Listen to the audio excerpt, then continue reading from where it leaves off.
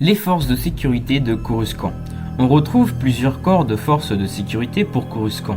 Les forces de sécurité basiques actionnant dans les niveaux supérieurs et intermédiaires, la police de la pègre actionnant dans les niveaux inférieurs, et les forces de sécurité spéciales et dans certaines périodes de la chronologie, des policiers droïdes et des Stormtroopers.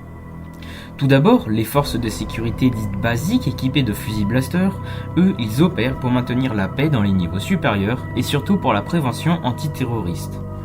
Pendant la guerre des clones, ils se font aider par une sous-branche de droïdes pour prévenir en cas d'attaque séparatiste et tout le bordel. Ils sont tellement basiques qu'il n'y a pas grand chose à dire. Leur première apparition remonte au premier film. Ils ont ensuite fait des apparitions dans les comics, les jeux vidéo et la série The Clone Wars, tandis que les droïdes, eux, apparaissent dans la série The Clone Wars pour la première fois. Ensuite, parlons de la police de la pègre ou police de l'Underworld ou encore police des enfers, qui est une force de sécurité de Coruscant actionnant dans ses plus bas niveaux pour la République. Une force de sécurité étrange et bien plus intéressante. Ils sont reconnaissables avec leur armure lourde verte et jaune qui recouvre tout leur corps et avec ces effrayantes lunettes qui les protègent et gardent leur anonymat. Ils sont armés d'un blaster lourd et utilisent un camionnette de la République et un speeder pour les courses-poursuites. Leur première apparition notée remonte lors de la guerre des clones, patrouillant pour maintenir l'ordre dans les plus bas niveaux pendant que les autres policiers et droïdes de la République le faisaient dans les niveaux supérieurs.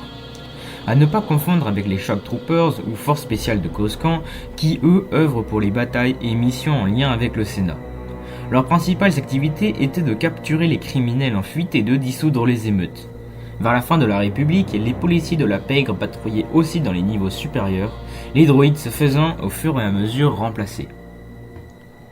Derrière les coulisses, les policiers de la pègre de Coruscant font leur première apparition dans la série The Clone Wars, dans l'épisode To Catch the Jedi où la Jedi Ahsoka Tano est accusée de crime et s'échappe. Ils font ensuite plusieurs apparitions dans les comics, la première fois dans Star Wars de 2013 publié par Dark Horse. Le concept art a ensuite été repris pour le projet de jeu vidéo annulé Star Wars 1313 mettant en scène la vie de chasseur de primes Boba Fett. Ils font ensuite une apparition inattendue dans le jeu vidéo Star Wars Jedi Survivor. Pendant l'Empire Galactique, les policiers furent remplacés en grande partie par les Stormtroopers, notamment des Patrol Troopers. Néanmoins, les policiers de la pègre servirent quand même encore dans les bas quartiers pour aider les Stormtroopers à trouver les espèces qui ont rejoint l'Alliance rebelle et à traquer les Aldéraniens lorsque Alderaan fut détruite. La dernière branche principale, c'est donc la garde de Coruscant, avec la sous-branche de la garde du Sénat. Les deux sous-branches ont un rôle différent. On va commencer avec la garde de Coruscant, composée de militaires équipés d'armures lourdes, généralement ornés de rouge et d'un arsenal composé de blasters, fusils blaster et D-Web. On les connaît notamment lors de la guerre des clones sous le régiment des Shock Troopers dirigé par le commandant Fox. Leur rôle principal étant d'intervenir sous ordre du Conseil Jedi, de protéger la capitale des assauts et de protéger en partie les membres du Sénat, de traquer des hors-la-loi et de maintenir l'ordre quand cela devient très urgent.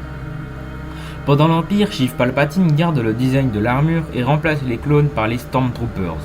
Leurs fonctions restent les mêmes, à une différence près, c'est qu'ils interviennent sous ordre du capitaine qui dirige Coruscant et bien sûr de Dark Sidious. Derrière les coulisses, cette unité spéciale a été imaginée et fait sa première apparition dans l'épisode 3 de la prélogie.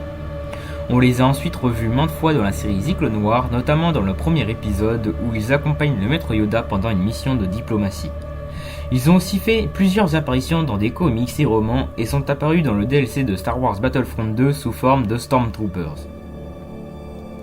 On enchaîne avec la deuxième sous-branche de la garde de Coruscant avec la garde du Sénat, équipés dans un premier temps avec une grande robe bleue qui leur donne un look très particulier. Ils peuvent aussi être équipés d'une armure lourde grise semblable à celle des clones et avec en blanc le symbole de la garde du Coruscant.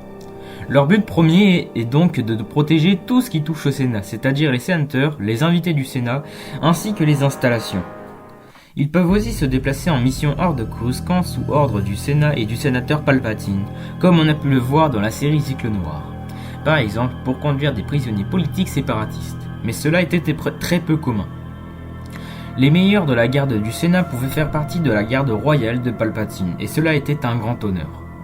Lors de l'Empire, leur robe bleue servit de modèle pour la garde royale impériale avec leur robe rouge.